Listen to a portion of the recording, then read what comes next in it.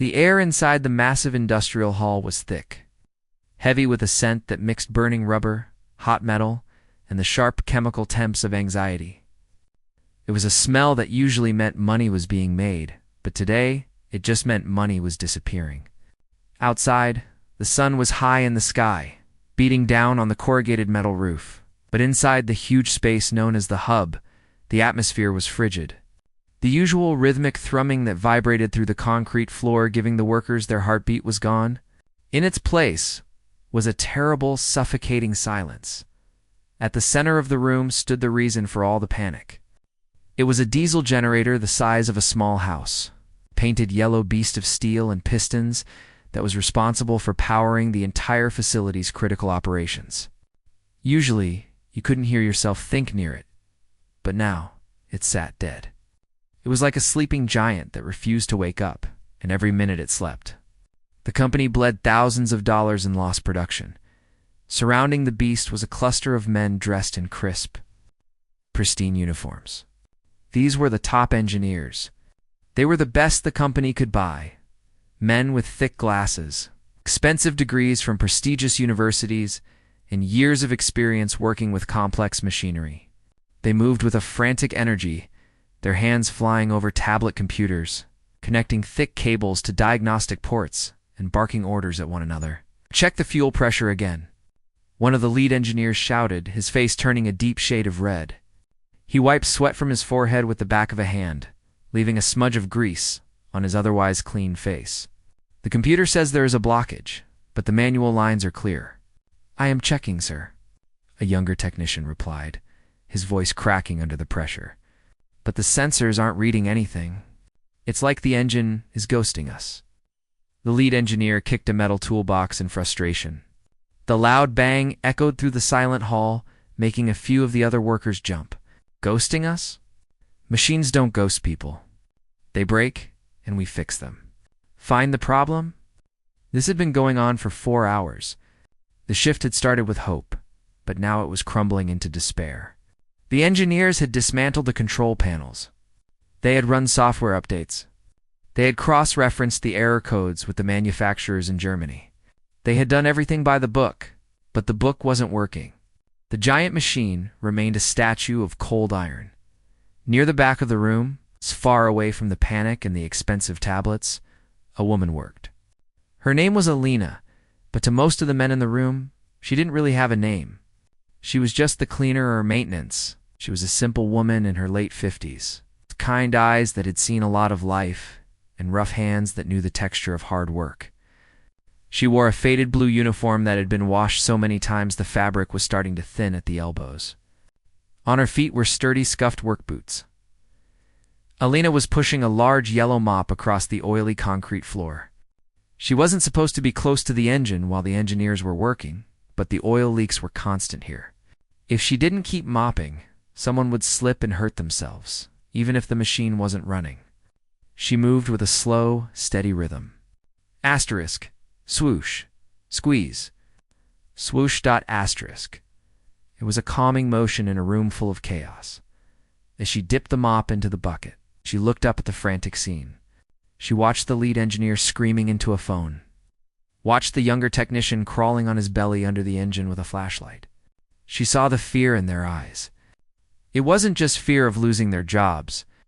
It was the fear of the unknown. They were confused because their computers were telling them one thing, but their ears were telling them another. To them, the machine was just a collection of data points and error codes. To Alina, who had spent 30 years cleaning around these kinds of beasts, it was a living thing. And right now, that living thing was telling a story. They didn't know how to read. She pushed her mop closer to the perimeter line of the work zone. A young assistant engineer, a tall man with a clipboard, noticed her approaching. He looked at her with annoyance, like a fly buzzing around his picnic. "Hey," he snapped, waving his hand dismissively. "You can't be here. Go clean the break room or something." "We're trying to think." Alina stopped. She didn't get angry. She just offered a small, tired smile. "I'm just cleaning the oil, sir. It's getting slippery. Don't want anyone falling." "We are engineers," he said, puffing out his chest slightly. "We pay attention to where we step. Just go. He turned his back to her before she could reply. Turning to his group, where they were arguing loudly about the possibility of a firmware malfunction. Alina watched him for a moment. She knew that type. He was the type of man who believed that if you couldn't measure it with a gauge or see it on a screen, it didn't exist. She shook her head slightly, the gray curls around her face bouncing, and went back to her mop. Asterisk, they are looking with their eyes. She thought to herself, but they aren't listening. She continued to work, keeping her head down, trying to be invisible, but it was hard to ignore the tension in the air. The plant manager, a man in a suit who usually stayed in his glass office upstairs, had come down. He was pacing back and forth behind the engineers, checking his watch every 30 seconds. "We have 2 hours," the manager announced, his voice tight. 2 hours before the backup generators run out of fuel.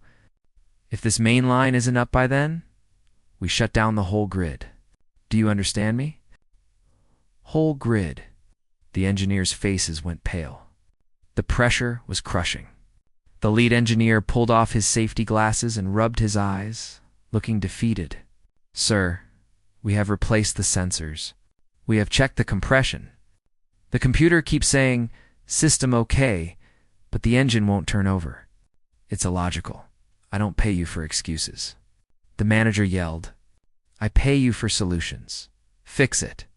The shouting match started up again. Blame was being thrown around. The young technician was being scolded for possibly tightening a bolt too tight 2 weeks ago. The software guy was being blamed for a bad update. It was a mess of ego and panic. Alina squeezed out her mop, the gray water splashing into the bucket. She looked at the huge engine again.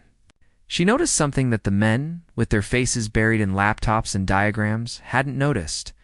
The exhaust pipe on the left side of the engine had a tiny, almost invisible wisp of smoke coming from a joint, but it wasn't black smoke like a fire. It was white, steam-like smoke, and it only appeared when the wind from the big overhead fan blew in a certain direction. She also noticed that a bolt on the side panel, near the bottom, was vibrating. Just a little bit. Even with the engine off, the residual heat and the movement of the building made the metal sing a tiny note. It was humming. She wanted to say something. She wanted to point and say, "Look, the air is escaping there," but she knew better. She remembered the last time she had tried to suggest something to a man with a clipboard. She had been told to stick to the floors. So she stayed quiet. She kept mopping. The hour dragged on. The mood in the room grew darker. The expensive tablets were being slammed onto tables. The engineers were running out of ideas.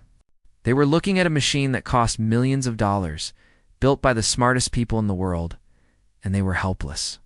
It was a humbling sight, watching some of the country's top minds brought to their knees by a mechanical ghost.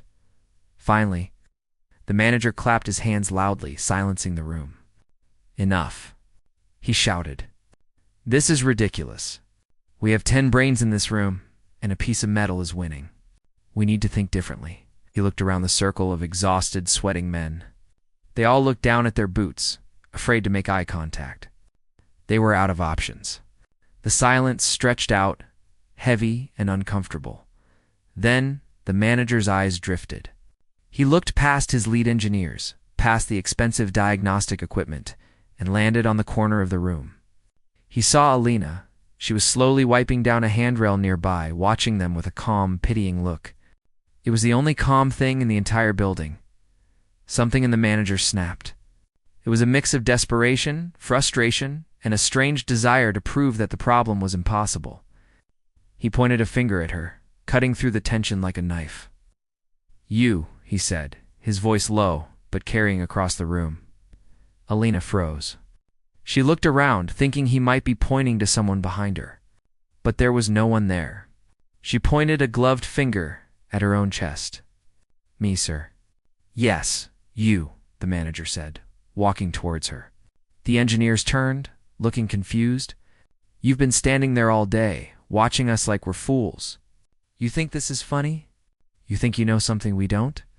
The lead engineer stepped forward, looking alarmed. "Sir, she's just the cleaning lady. She doesn't know about the high-pressure injection system. I don't care if she's the janitor. The manager roared. We are out of options. We are paralyzed here. She's been watching us with that look. If she thinks it's so easy, let her try. He walked right up to Alina, invading her personal space. He was stressed, angry, and looking for a punching bag. He saw a simple woman in a blue uniform and thought, asterisk, this will prove how complex the problem is. If she tries and fails, maybe it will shake you guys up. Asterisk, you want to fix an engine? He asked, a sneer creeping into his voice. You want to challenge us? Fine, go ahead. Let's see what you can do. The engineers chuckled nervously. It was a cruel joke. They thought it was absurd. Alina looked at the manager, then at the lead engineer, then at the giant yellow machine. She saw the challenge in their eyes. They expected her to fail. They expected her to pick up a wrench, look confused, and hand it back, proving that this was a job for smart people. Alina took a deep breath. She set her mop bucket down gently. She pulled off her yellow rubber gloves and tucked them into her apron pocket. She wasn't doing this for them. She was doing it because the silence of the engine was hurting her ears. Okay, she said softly. Move aside. Asterisk, the silence that followed Elena's agreement was heavier than the silence of the broken engine itself.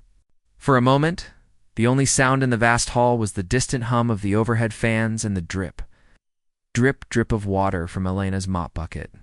The engineers looked at each other, their eyes wide with confusion and barely concealed amusement. To them, this wasn't a serious attempt to fix the machine. It was a circus act.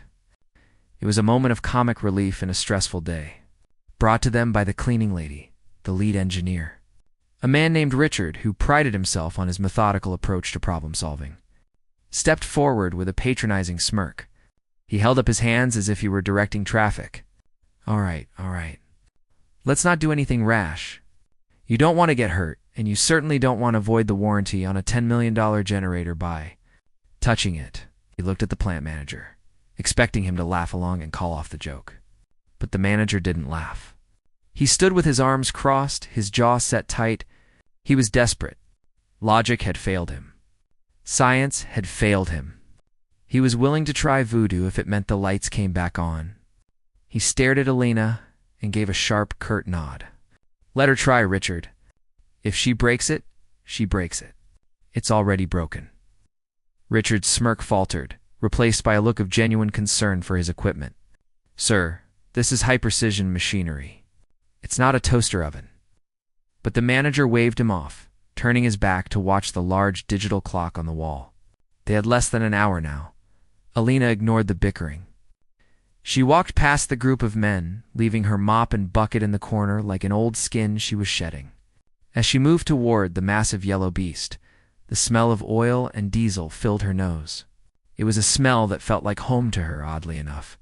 Most people smelled grease and thought of dirt. She smelled it and thought of work, of pistons moving, of power being made.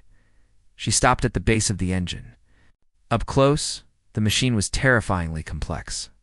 There were pipes thicker than tree trunks, wires bundled together like plastic snakes, and valves polished to a shine. The engineers had all their expensive laptops open on tables nearby, screens scrolling with lines of green code and error logs. They watched her, waiting for her to reach for a keyboard or a diagnostic scanner. Instead, Alina just stood there. She closed her eyes. The younger assistant engineer, the one who had told her to go away earlier, let out a loud scoff. Oh, I see, he said, nudging the technician next to him. She's going to use the force. She's going to telepathically tell the engine to start. A few of the men chuckled. The tension in the room needed a release valve, and laughing at the cleaning woman was the easiest way to get it. Hey, lady, another voice called out from the back. While you're praying to it, maybe ask it why the fuel injectors are seizing up. Alina didn't open her eyes. She didn't flinch. She had spent 30 years being invisible to men like this. She had cleaned their messes, picked up their discarded coffee cups, and listened to them brag about things they didn't understand while she quietly fixed the toilet they broke. She knew how to ignore noise. She was filtering out the arrogance, the condescension, and the fear. She was listening to the metal thump-thump, thump-thump. Even with the engine off, the building wasn't dead. The pumps in the basement were still running. The air compressors were humming in the distance. The floor was vibrating. Alina was isolating those vibrations, feeling them through the soles of her thick work boots. She was looking for a discordant note, a rhythm that didn't match the rest of the factory's heartbeat. Richard walked up behind her, his patience wearing thin. "Look, this is cute, but we really need to get back to work. We have to drain the hydraulic lines." He reached out to grab her shoulder, intending to steer her away. "Don't touch me," Alina said. Her voice wasn't loud. It was quiet, steady, and carried a sharpness that made Richard freeze. He pulled his hand back as if he had touched a hot stove. He looked at her, surprised. There was a steeliness in her posture that hadn't been there when she was holding the mop. She wasn't the cleaning lady anymore. She was a person claiming her space. She opened her eyes and walked around the side of the engine, away from the control panels where the engineers were standing. She headed toward the rear, the ugly side of the machine where the exhaust ran and the cooling vents were located. This area was usually greasy and hard to reach, which was why the men tended to avoid it unless absolutely necessary. It was hot back there, even with the engine off, because the sun beat down on the metal vents. "She's going to the exhaust stack," the assistant engineer said, checking his tablet. "Thermal sensors show that area is clear. Nothing wrong back there. It's a cooling fan issue, I'm telling you," another engineer shouted. Alina tuned them out. She stopped in front of a large, round metal casing that housed the intake valves. It was stained dark brown with age and oil. She placed her hand flat against the metal. It was warm, radiating a heat that soaked into her palm. She patted the metal gently, almost affectionately, the way you would pat the side of a spooked horse. "What is she doing?" the plant manager asked, stepping closer. He couldn't see her face, only her back. "Is she hitting it?" "No, sir," Richard said, squinting. "She's petting it." Alina leaned in closer. She didn't care about the digital temperature readouts. She didn't care that the computer said the intake pressure was optimal. She was listening with her body.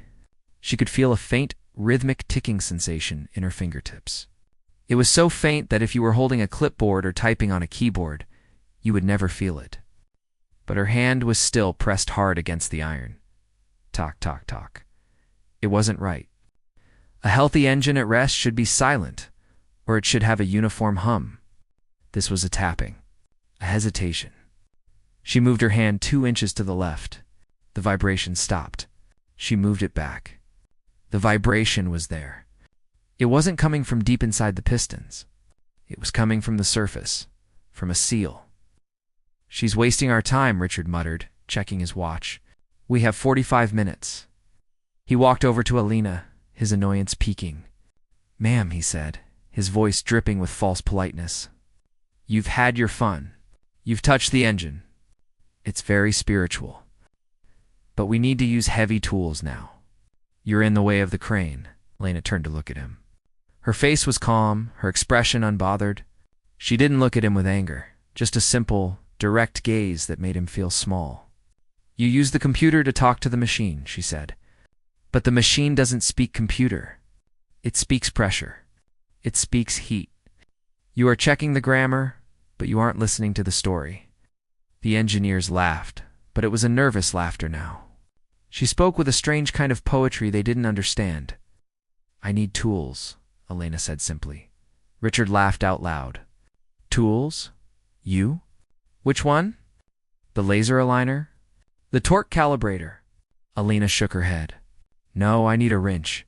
A big one. And a hammer." The laughter stopped. A hammer. In a room full of laser-guided precision equipment? It sounded barbaric. It sounded like something a caveman would do. "You want to hit it?" Richard asked, his voice rising in pitch. "You want to hit a precision diesel engine with a hammer? Do you have any idea how sensitive the governors are?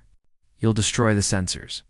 "It's stuck," Alina said, turning back to the metal casing. "Sometimes things get stuck. The computer thinks the sensor is broken because it's not moving. But the sensor is fine. The gear is just afraid. It needs courage." She pointed to a large toolbox on the far wall. "Bring me the heavy wrench. The one with the blue grip." The plant manager looked at the lead engineer. then at the clock. They were down to 30 minutes. The engineers were fresh out of ideas. The manager felt a knot of desperation in his stomach. He looked at this woman, this simple cleaner who had never spent a day in engineering school, asking for a hammer to fix a multi-million-dollar catastrophe. "Get her the wrench," the manager said quietly. "Sir?" Richard asked, horrified. "Get her the wrench," the manager shouted. "And the hammer. If she breaks it, I'll fire her. If she doesn't, we all go home happy. Just do it." Richard stood there for a moment, his face red. He looked at Alina with pure resentment. He thought she was making a mockery of his life's work. He stormed over to the toolbox, grabbed the largest wrench he could find, a heavy iron beast of a tool, and slammed it down on a metal tray near Alina. Then he grabbed a heavy ball-peen hammer and dropped it next to the wrench. The clang echoed through the hall like a gunshot. "There," he spat. "Happy? Now go ahead. Break it so we can call the real repair team." Alina didn't say thank you. She didn't engage with his anger. She simply picked up the heavy wrench. It was rusted and old, heavier than it looked. Her hand fit perfectly around the blue grip. She tested the weight of it, swinging it gently back and forth. The room fell dead silent. Even the men in the back stopped checking their phones. They all watched, holding their breath. It felt like watching a child play with a loaded gun. Every single person in that room was waiting for the sound of shearing metal, for the explosion of a ruptured pipe, for the moment this madness ended. But Alina didn't swing wildly.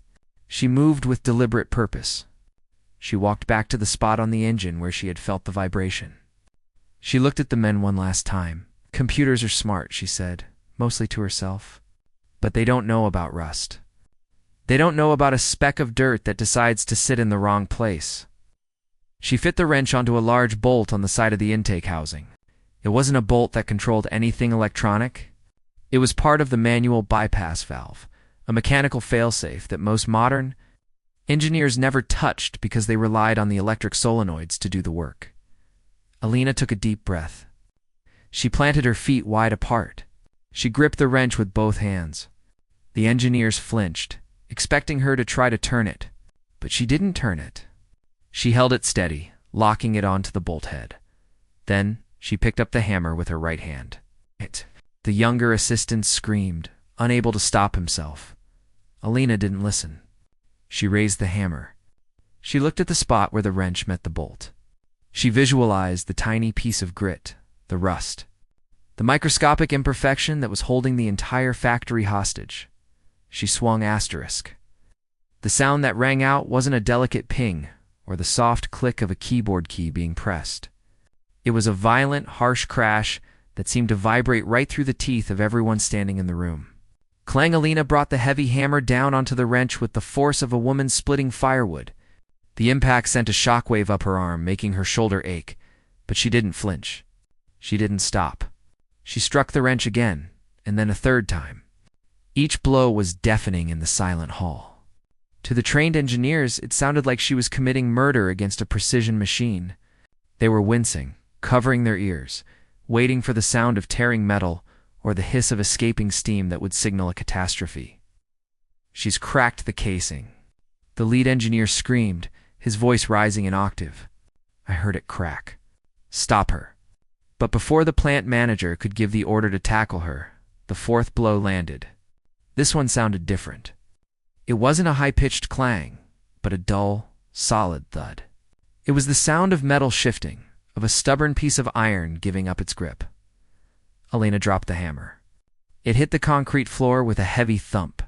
She quickly grabbed the wrench with both hands, took a deep breath, and pulled. To the shock of everyone watching, the bolt moved. It let out a loud, groaning screech as rust that had been settled for years broke free. With one final grunt of effort, Alina spun the bolt a quarter turn. Suddenly, a hiss of air escaped from the side of the engine. It wasn't the violent hiss of an explosion, but a gentle, relieved sigh. Like a balloon letting go of its breath, for 5 seconds, nothing happened. The engineers held their breaths, their eyes darting from the bolt to the computer screens. The lead engineer stared at his tablet, waiting for the red critical failure warning to blink. Then, deep rumble started in the belly of the machine. It began softly, like a stomach growling. The floor began to tremble beneath their feet. The giant pistons, which had been frozen stiff for hours, twitched. Then, with a roar that shook the dust from the ceiling beams, the diesel engine roared to life. The exhaust stack belched a cloud of black smoke that cleared in seconds. Revealing the clean, white puff of a healthy burn, the lights on the control panel, previously dead and dark, flickered to life in a chaotic scramble of green and amber lights.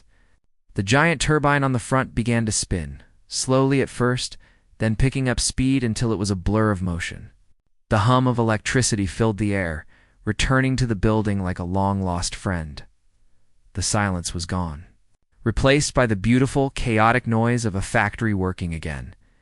Inside the control booth, the technicians stared at their screens in disbelief. The voltage levels were climbing rapidly. The RPM gauge was settling perfectly into the green zone. The oil pressure was ideal. "It's running," the younger technician whispered. "It's actually running." He tapped his screen hard, as if to wake himself up from a dream. System synchronization at 100%. Grid power restored. We are back online. The lead engineer, Richard, stood frozen. His clipboard slipped from his fingers and hit the floor with a clatter.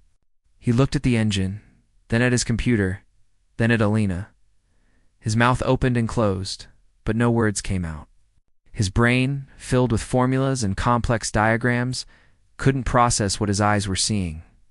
He had spent 4 hours running diagnostic simulations that cost thousands of dollars. A woman with a hammer had fixed it in 30 seconds. The plant manager was the first to move. He looked at the main status board, which now showed operational in bright, glowing green letters. The crisis was over. The money drain had stopped. He let out a breath he felt like he'd been holding for a lifetime. He turned to look at Alina, expecting to see a triumphant smile, perhaps a look of, "I told you so." But Alina wasn't looking at him. She was wiping her hands on a rag she had pulled from her pocket. She was looking at the engine with a satisfied nod, like a gardener looking at a plant that had finally flowered after being watered. She didn't look proud in an arrogant way. She just looked content. The tension in her shoulders dropped. The noise of the engine didn't bother her. In fact, the loud, rhythmic thrumming seemed to comfort her. "Well," the plant manager said, stepping forward, his voice shaky, I don't know what to say." He walked toward her, his hands outstretched, ready to shake her hand. Perhaps even to offer a bonus or a promotion right there on the spot. The engineers parted like the Red Sea to let him through. They looked at her differently now. They didn't see a cleaner anymore. They saw a mystery. They saw someone who possessed a skill they couldn't learn in a university. "He did it," the manager said, his voice booming over the engine. "You saved us. Do you know how much money you just saved the company?" That was incredible. Truly incredible. "We need to write a report on this. We need to document the technique you used to bypass the sensor failsafe." He was talking fast, already thinking about the PR spin. The heroine of the hub. He might even get a feature in the industry. Magazine. Alina finished wiping the grease off her hands. She looked at the manager's extended hand, then looked up at his face. She saw the excitement in his eyes, but she also saw something else. She saw that he was already taking ownership of it. He was already turning her moment of intuition into a corporate asset. "It wasn't a sensor failsafe," Alina said, her voice calm and level. "And I didn't bypass anything." "What?" Richard asked, stepping up beside the manager. "But the computer said the intake valve was sealed shut. It said the electronic override wasn't responding." "The computer was right," Alina said simply. "The valve was shut. But the sensor wasn't broken." She pointed a calloused finger at the spot where she had struck the machine. It was a metal burr. A tiny piece of grit, probably from the last time you changed the filters. It got stuck in the track of the valve. The motor tried to close it, but the grit was like a rock in the door jamb. It kept the valve open just a hair. The computer saw that it was open, so it sent the signal to close it. The motor tried harder, but the rock didn't move. So the computer thought the motor was broken. She paused, looking at the blank faces of the highly educated men. The machine was confused. It was fighting itself. By hitting the valve body, I just shook the rock loose. I didn't fix the computer. I just helped the hardware do what the software wanted it to do. The engineer stared at her. It was so simple. It was so incredibly simple. A piece of grit. A mechanical nuisance that their high-tech sensors couldn't see because it was too small to analog. They had been looking for a digital error in a binary world, but the problem was physical. It was dirt. A metal burr, Richard repeated softly.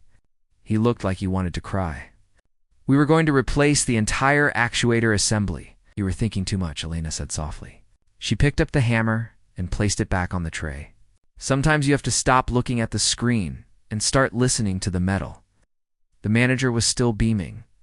He didn't care about the mechanics of it. He only cared about the result. Elena, this is a miracle. We need to celebrate. I want to take you to dinner. I want to give you a bonus. Heck, we should put you in charge of the maintenance team. He was loud, his enthusiasm overflowing, filling the space around them. The other engineers were nodding, muttering agreements, finally letting go of their egos to accept the help. It was a heartwarming scene of unity and success. But Elena stepped back. She bent down and picked up her mop, which had been leaning against the wall unnoticed during the excitement. She checked the water in the bucket. It was getting cold. No, sir, she said, shaking her head. I don't want a dinner, and I don't want to be in charge. You don't understand, the manager pressed, confused. You just did what no one else here could do. You're a genius. We can pay you more. You wouldn't have to clean the floors anymore. Lena looked at the lead engineer. Richard, he was looking at his shoes, humiliated. She looked at the younger technician, who was looking at her with awe. She knew that if she accepted their praise, if she took the money or the promotion, everything would change. They wouldn't respect her. They would just be jealous. They would say, she got lucky. They would whisper behind her back. And the next time something broke, they wouldn't call her. They would be too embarrassed to ask the cleaning lady for help again. If she stayed a hero today, tomorrow she would be a threat to their pride. And pride was a dangerous thing in a room full of powerful men. I like my job, Elena said, adjusting her apron. I like the floors. They are simple. They don't lie to you. But the manager started. The engine is running now, she interrupted him gently but firmly. You are very smart men. You can take it from here. You just need to remember to check for the rocks. She turned her back on the celebration. She didn't want their applause. She didn't want to be paraded around like a trophy to prove how modern and open-minded the company was. She just wanted the peace of the routine. Elena began to walk away, pushing her mop bucket, the wheels squeaking slightly on the concrete. The noise of the engine roared behind her, a wall of sound separating her from the chaos of the management team. Wait, the manager called out. At least tell us your last name. For the report. Elena paused for a split second. She didn't look back. She just kept walking toward the door that led to the locker rooms. Just call me Elena, she said. She pushed through the heavy steel doors and vanished into the hallway, leaving the engineers standing in the shadow of the roaring machine, holding their expensive tablets and looking more foolish than they had ever felt in their lives. The door swung shut with a final clank, sealing the story away like a secret. Asterisk, the heavy steel door swung shut behind Elena with a final, echoing thud, cutting off the noise of the engine and the stunned silence of the men. Inside the hallway, the air was cooler and smelled faintly of floor wax and old coffee. It was a different world out here. There were no flashing lights, no emergency sirens, and no panic. Just the long, empty corridor stretching toward the break rooms. Elena leaned against the cold wall for a moment and let out a long breath she felt like she'd been holding all day. Her heart was hammering against her ribs, not from fear, but from the adrenaline that still pumped through her veins. Her hands were trembling slightly, a reaction to the force of the hammer blows and the sheer intensity of the situation. She looked down at her palms. They were stained with fresh grease and oil, dark smudges against her pale, wrinkled skin. She wiped her hands on her apron, but it only smeared the grease around. She didn't mind. To her, grease was the sign of a job done right. It was the earth's proof of hard work. She took a deep breath, trying to slow her pulse, and adjusted the strap of her mop bucket. It felt heavier now, or perhaps she was just tired, back in the main hall. The atmosphere had shifted from a graveyard to a victory party, though it was a confused and awkward one. The plant manager was still staring at the door where Alina had disappeared, his mouth slightly open. He looked like a man who had just seen a ghost perform a magic trick. Around him, the engineers were slowly coming back to life, the shock wearing off and replaced by a complex mix of emotions. The lead engineer, Richard, walked over to the console. He stared at the screens as if he had never seen them before. The green lights were steady. The voltage was perfect. The hum of the generator was smooth and rhythmic, a sound that usually soothed him, but now it felt mocking. He reached out and touched the cold metal of the monitor stand. A metal burr, he whispered to himself. It was almost impossible to believe. Months of training, years of experience, thousands of dollars in diagnostic equipment. And the problem had been a tiny imperfection in the metal, a speck of grit, smaller than a fingernail. It was a problem that wasn't in the manual. It was a problem that could only be found by touch and intuition. He looked at his team. The younger technicians were talking in hushed tones, glancing at the door, then back at their computers. They were scared. They realized that their safety net, their technology, had failed them. And they realized that the person they had mocked, the person they had viewed as invisible, possessed a wisdom that they didn't have. "Get the camera," Richard said suddenly, his voice raspy. "Sir?" one of the technicians asked. "The inspection camera," Richard snapped. "The one on the flexible snake. I want to look inside the intake valve. I want to see it." The technician scrambled to grab the equipment. He fed the long, thin cable with the camera tip into the opening where Alina had hit the machine. He hunched over the small screen, adjusting the focus. The other engineers gathered around, holding their breath. For a moment, the screen showed nothing but greasy metal walls.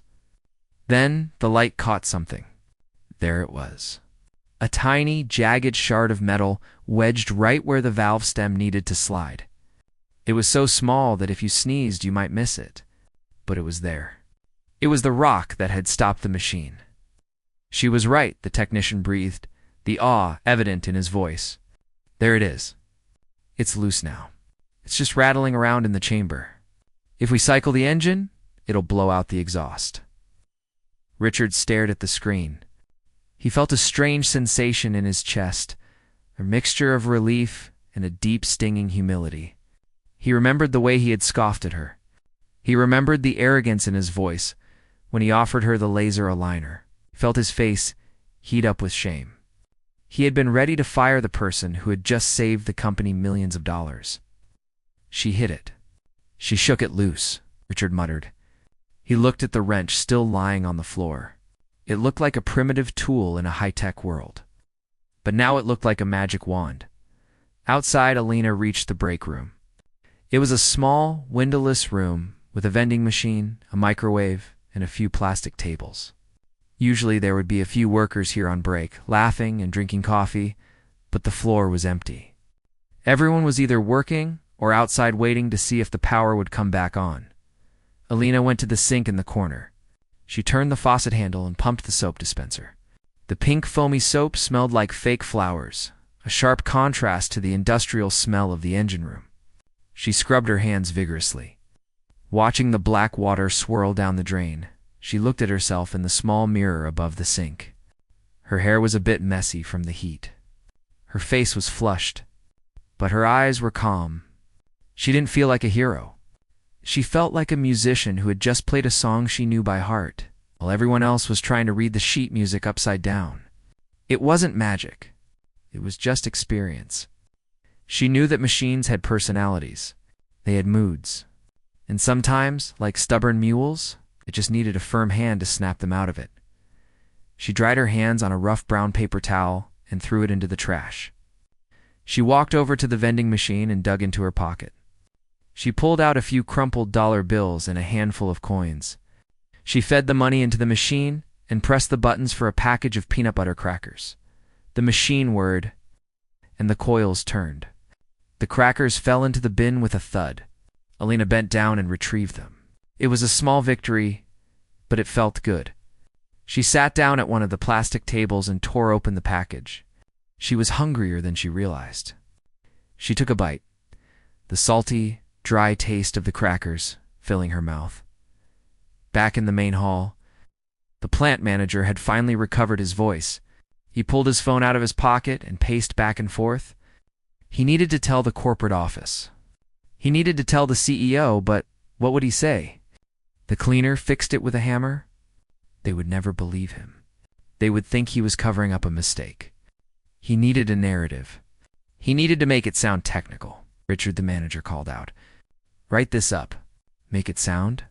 Make it sound like we used a percussive maintenance technique to dislodge a mechanical obstruction. Mention the sensor data. Don't mention the hammer or the cleaner. Richard looked up from his tablet, his eyebrows raised. Sir, but that's what happened. I know what happened, the manager said, lowering his voice. But do you know how ridiculous we look? We have a budget of $2 million for this department, and a janitor solved the problem in 5 minutes. If I tell corporate that, they'll fire us all for incompetence. We say we fixed it. We say the team worked together to identify the anomaly. The other engineers exchanged glances. They knew it was a lie. But it was a lie that protected their jobs and their pride. Slowly, they all nodded. They would erase Alina from the story. They would take the credit for the complex diagnostics that led to the manual intervention. It was easier that way. It didn't require them to change how they saw the world. Richard looked at the door to the hallway. He felt a pang of guilt. He knew that without that woman, they would still be standing there in the dark, arguing about firmware updates. But the guilt was small compared to the relief of not having to admit he was wrong. He typed the words into his report. Asterisk percussive maintenance technique applied to intake valve. Just call it percussive maintenance, Richard muttered to himself. Feeling a little better, Alina finished her crackers and crumpled the plastic wrapper in her hand. She stood up and threw it in the trash. She drank a paper cup of cool water and felt the hydration wash away the fatigue. She was ready to finish her shift. She had 2 more rooms to mop before she could clock out. She pushed her mop bucket out of the break room and turned down the long corridor toward the administrative offices. As she walked, she passed a large window that looked out over the factory floor.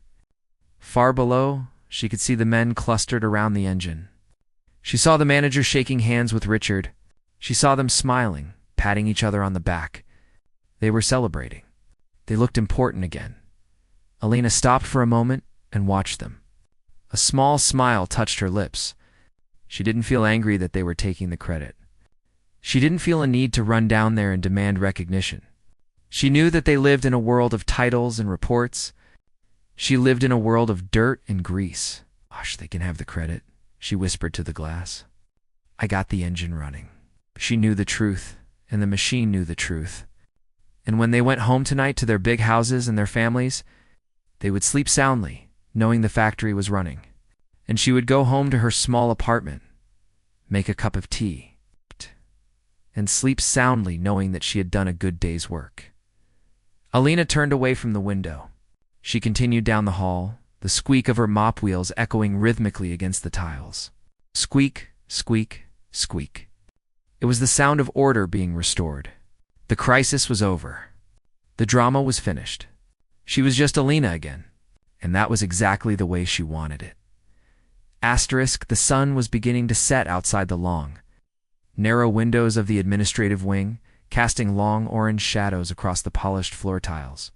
Alina worked steadily, pushing her mop back and forth in a rhythm that was as natural to her as breathing. The crisis in the engine room felt like a lifetime ago, even though it had only been a few hours. Her body was tired, a deep ache settling into her lower back and shoulders, but her mind was at peace. The roar of the generator was a faint, distant thrum here. Like the heartbeat of the building keeping her company, she moved into the large conference room where the big shots usually held their meetings. It was a stark contrast to the grease and grime of the factory floor. This room smelled of lemon polish and expensive coffee. The long mahogany table was polished to a shine, reflecting the fading light. Alina dipped her mop into the bucket, the water turning a light gray as she cleaned away the footprints of the day. She didn't mind this work. It was honest. You cleaned the dirt and the floor was clean. There were no hidden errors, no phantom glitches. A dirty floor never pretended to be a clean floor. As she worked near the head of the table, she heard the door open behind her. She didn't need to turn around to know who it was. The heavy, confident footsteps and the jingle of keys gave it away. It was the plant manager. He was walking quickly, his shoes clicking sharply on the tile, likely heading to his office to grab his coat. He stopped in the doorway when he saw her. Alina paused but didn't turn around immediately. She waited for him to speak. She wondered if he would scold her for being in the executive area, or if he would pretend nothing had happened earlier. Alina, He said. His voice was softer now, lacking the harsh edge of panic from the morning. It sounded tired, almost humbled. Sir, she said politely, turning to face him. She kept her hands on the mop handle, standing straight. The manager walked into the room, loosening his tie. He looked at the woman who had saved his reputation, perhaps even his career, and he looked uncomfortable. He was a man used to control, used to being able to write checks and solve problems with money. But today he had been powerless, and she had been powerful. It was a dynamic he didn't know how to navigate. The engine is holding steady, he said, stuffing his hands in his pockets. Voltage is perfect. Output is at 98%. That is good, sir, Elena said simply. Machines like to run? Yes. Well, he cleared his throat, looking down at the highly polished floor. I wanted to thank you for what you did. It was quite remarkable. He reached into his jacket pocket and pulled out an envelope. It was thick, the kind of envelope that usually meant a bonus or a severance package. He held it out toward her. This is a token of the company's appreciation. It's a significant bonus, and I've authorized an extra week of paid vacation for you. You've earned it. Lena looked at the envelope. It was crisp and white. She knew that inside there was probably enough money to buy a new washing machine. Maybe even fix the leak in her bathroom ceiling. It would be helpful. She didn't make a lot of money mopping floors, but she didn't reach out to take it. Is there a problem? The manager asked, his hand faltering in mid-dash air. Alina looked him in the eye. Her gaze was kind but firm. Sir, did I do something that requires a bribe? The manager blinked, confused. What? No, of course not. It's a reward. A bonus for exceptional performance. I did my job, Alina said. I saw a problem, and I fixed it. You pay me every 2 weeks to clean this building. Today, the building needed cleaning in a different way. I don't think I should get paid extra just because I used a wrench instead of a mop. The manager lowered his hand, looking at her with a mixture of disbelief and newfound respect. He realized that for her, this wasn't about leverage or money. It was about duty and pride. Alina, you saved us millions of dollars. You saved the entire grid. You deserve this, please, Alina thought for a moment. She thought about the bills sitting on her kitchen counter. She thought about how easily the engineers had dismissed her, and how quickly they would forget her tomorrow. But then she looked at the manager. She saw the gratitude in his eyes, but she also saw the guilt. If she took the money, he would feel he had bought her silence. If she took the money, he could go back to thinking that everything could be fixed with a transaction. She sighed gently. Okay, she said. I will take it, but not for me, excuse me. Take the money out of the envelope, Alina said. Keep the cash. But I want you to promise me something. The manager stood up straighter, intrigued. Name it. Next time you hire a young engineer, Alina said, don't just look at their grades. Don't just look at how well they use a computer. Ask them if they've ever worked on a car. Ask them if they know how a carburetor works. Hire someone who has grease under their fingernails once in a while. Smart books are good, but smart hands are better. The manager was silent for a long time. He looked at the thick envelope in his hand, then at the simple woman standing before him with her mop. It was a request that struck at the very core of the industry's problem, reliance on theory over practice. It was wisdom that couldn't be taught in a business school. I can do that, he said quietly. I think that's a very good idea. Then we are even, Alina said. She reached out and gently pushed his hand back toward him, and keep the bonus. Buy your wife something nice. She probably worries about you when the power goes out." The manager actually smiled. It was a genuine, relaxed smile that erased years of stress from his face. He put the envelope back in his pocket. "You're quite a woman, Alina. I hope you know that." "I'm just the cleaning lady," she said, turning back to her mop. "But thank you." He lingered for a moment, wanting to say more. Perhaps to apologize for his arrogance earlier, but he knew she didn't need it.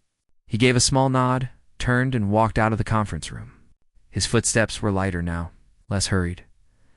Alina finished mopping the conference room and wheeled her bucket out into the hallway. The factory was quieting down as the second shift began to wind down. She made her way to the employee locker room to change out of her uniform. She hung up her blue jumpsuit and put on her comfortable cardigan and loose trousers. She tied her walking shoes and packed her bag. Walking toward the exit, she passed the main doors to the factory floor. They were open, and the hum of the generator was louder here. Inside, she could see the night shift crew working. They were relaxed, moving with ease, the emergency lights gone, replaced by the bright, steady glow of the working machines. She saw Richard, lead engineer, standing by the control panel. He had his jacket off and his sleeves rolled up. He wasn't looking at his tablet. He was standing next to a large piece of machinery, his hand resting on the casing, feeling the vibration. He was just standing there, listening. Alina smiled to herself. Maybe the lesson had taken root after all. She pushed through the heavy glass doors of the main exit and stepped out into the cool evening air. The parking lot was nearly empty. The sky was a deep purple, the first stars appearing in the east. She walked to her old reliable sedan parked in the back corner. It had a dent in the fender and a crack in the windshield. But it always started. Alina got in and sat in the driver's seat for a moment. The car smelled like vanilla air freshener and old upholstery. She turned the key in the ignition, and the engine turned over instantly, a smooth, steady purr. She rested her hands on the steering wheel, feeling the vibration of the car traveling up her arms. It was the same vibration she had felt on the generator. It was the pulse of the industrial world. She shifted into drive and headed out of the parking lot. As she passed the front gate, the security guard, a young man named David who usually just nodded at her, waved. He rolled down his window. "Hey, Alina," he said, looking excited. "Did you hear? The power is back on. The whole grid is up. They said the engineering team pulled off a miracle fix right at the last minute." Alina slowed the car down and looked at him. She saw the admiration in his eyes for the geniuses inside. She didn't correct him. She didn't tell him about the hammer or the grease. She just smiled, a tired but happy smile. "Yes, David," she said softly. "It was a miracle. They are very smart men in there." "They sure are," David agreed, handing her a chocolate bar from his stash. "Have a good night, Alina. You too, sweetie. Stay warm." She rolled up the window and drove onto the main road. The city lights were twinkling in the distance, powered by the grid she had saved. Every house she passed, every street lamp that flickered on, was burning with the energy she had released. It was a good feeling.